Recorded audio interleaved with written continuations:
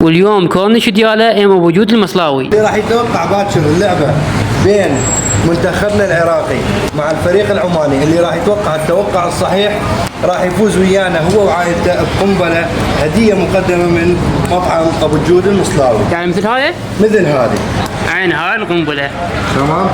هاي الجائزه اللي يتوقع نتيجه مباراه العراق وعمان الساعه 7 مساء. يجيب عائلته يريد يجي ياخذها سفري. التوقع الصحيح. اخواننا الاعزاء، طبعا اكو ناس يحشون على مود الشكوك. الشكوك ما تصير بهاي الشغله.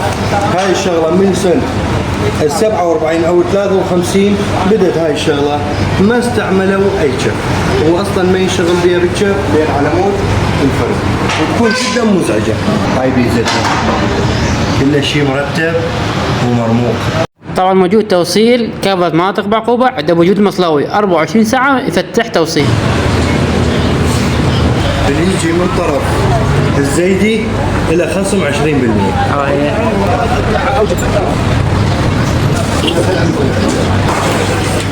بطلاني بطل اقوى ابو لحم بعجينه ريق، اطلع على قولك بلانا الزيدي والف عافيه عيوني. بطلاني بطل بطلاني بطل مقابيل النافوره كورنيش، حياكم الله. واللي يجي من طرف الزيدي الى خصم 20%.